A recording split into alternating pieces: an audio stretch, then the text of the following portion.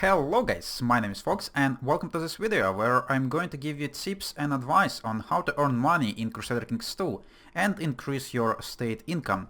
The points and advice I'm gonna give here not gonna be ranked by their importance but just by the order they appear in my head, so let's start. Point number 1. Go and send your steward to collect taxes from the wealthiest province in your realm. Most of the time it is your capital, but if it's not, you could use economy map mod to determine which province is the wealthiest. And you should probably use the provinces that you directly control. And the amount of money you're going to be getting out of it, or the increase in local tax modifier, are going to be based on the stewardship of your steward. As well as increasing your local tax modifier, this action gives you the chance for an event. It's going to provide you with some amount of cash, also based on the income of your entire country. Point number 2. Go and use wars. You have some CBs that's going to provide you with some amount of money. So first one is extort tribute. You could declare a war on a nearby country, and by winning you're gonna force them to pay you 40% of their income, and you're gonna be able to call this country into the war. They're gonna become your tribute, so they might help you in your future wars. Or the second option is establish tributary state. This is a little bit different. It's gonna provide you only with 20% income, but the country also gonna provide you with 15% of their levy. But you're not gonna be able to call them into the war. And if you're playing as a nomadic ruler, the established tributary CB is a little bit different. You're gonna be collecting 50% of income of your target, and also you're gonna be able to call them into the war. Point number 3. Choose your ambitions. You have such ambitions as build a war chest. So if you are to succeed in this ambition, you're going to increase your national tax modifier by 10% for 5 years. And to succeed in this ambition, you need to collect this amount of money based on the level of your realm.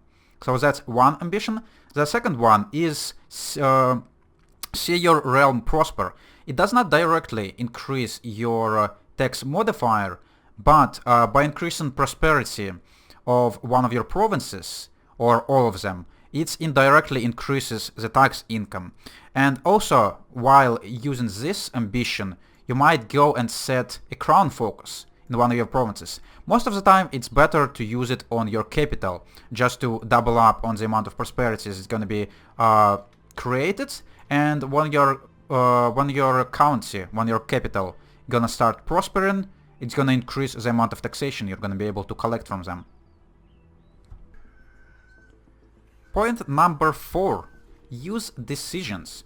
If you're playing as a Christian, Muslim, mazdan or taoist religious group, you should have a decision to borrow money from the Jewish merchants.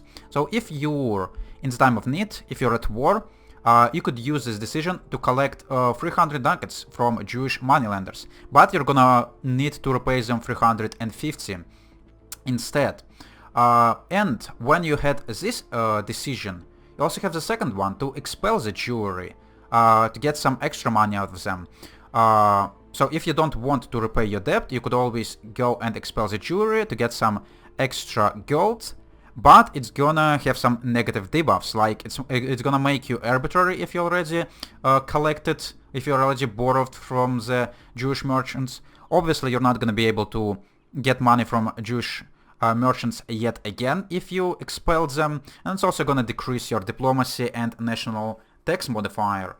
So it's a short-term decision, but if you're in a terrible war, if you're losing, if you desperately need mercenaries, it's always good to use this. And expel Jewry decision is not available for taoist religious groups, so if you're playing as them, be aware of that. Point number 5. Upgrade your holdings. If you already have some money in your coffers, and you want to increase your long-term profits, you could always spend the money to upgrade your holdings. it's always good to start first on your capital, obviously. You could build castle towns to increase your tax income. You could build your castle walls to also slightly increase tax income, as well as levy size and fort levels. And after you're done with your capital holding, with your capital barony, you could also spend money on the cities in your capital. They're not directly controlled by you, so you're not gonna collect all the money from it, but it's still valuable to add some city walls in there, as well as something else like city guild hall to increase tax income. Point number 6. Get yourself a wife. If your ruler is not married, you should go and find yourself a suitable wife, and based on her rank, you're gonna get some amount of money after the marriage. There's gonna be an event, and you're gonna be able to collect some money. And also, for your marriage, you should be paying attention to the skills of your wife, in particular stewardship, because the amount of taxation you're getting from your country is based on your state stewardship. And this is in turn has been combined from the stewardship of your ruler, the stewardship of your steward, and the stewardship of your wife. So if your wife has high stewardship, you're gonna get more taxes from your country. Point number 7. Ransom your prisoners. If you're going into the war or just pillaging someone and you happen to capture a prisoner, you might consider ransoming them, because you could get a pretty decent amount of money out of it. And you should be mostly ransoming landed people, because they are the most expensive, like dukes and kings are the best.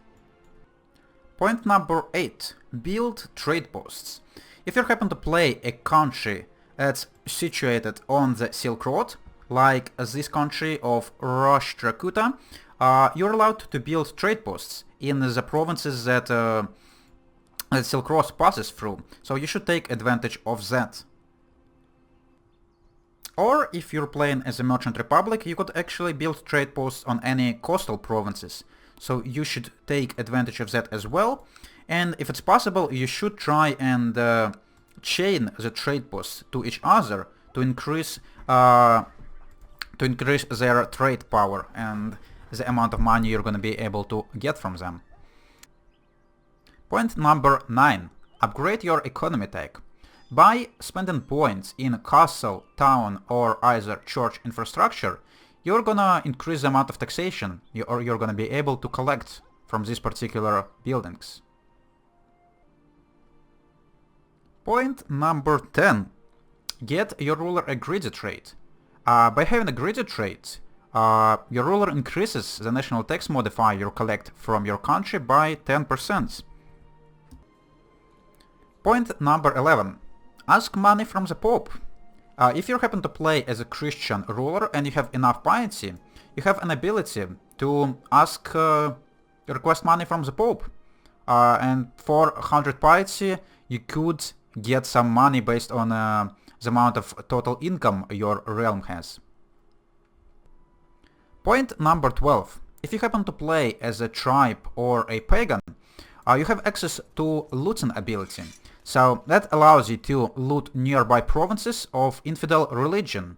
Or even if you have access to boats, you could go and loot provinces that are adjacent to the sea, or even navigate major rivers like these ones to go and pillage the provinces along this river if you're a Norse.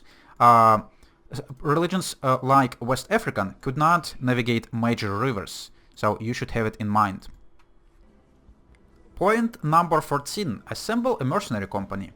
If you happen to have a family member or a courtier who has a military education, you could go and send them to assemble a mercenary company. That's gonna cost you 50 ducats, and it's gonna create a mercenary company that's gonna pay some amount of their money to you. They're gonna provide you with 15% of their income they're gonna provide if they're gonna get hired. And you also gonna be able to spend additional money to upgrade this particular mercenary company to increase their chances of being hired and to increase their strength. And also it's gonna give you the opportunity of hiring them by yourself for a cheaper price. Point number 14, and the last one I managed to look up. If you do not care much about the amount of levy your vassals could provide to you, you could go and change their vassal obligations to be more tax shifted than levy shifted. Yeah, if your council gonna agree, you could always do that. Or if you have no council, you could just do it by yourself, like in here. So this one should mostly be applied to burghers and church, because they couldn't provide much levy anyways. So that's gonna be a good idea to do so. And also, while doing this, you should consider the opinion your vassals have of you, because the higher their opinion, the more, the biggest amount of taxes they are gonna pay to you. And yeah, that's basically it. That's the last point I managed to came up with. So if this video was informational for you, if you found out something new, if you found out what you've been looking for, I would appreciate you leaving a like. If you have something to add that I forgot in this video, you should definitely leave it in the comments. Would be really nice for the other people who's looking for the ways to increase the money income of their country in this game. And if you're not subscribed to this channel, you might consider subscribing to get some more videos like this one. And yeah, I'm gonna see you in the next videos. Bye bye!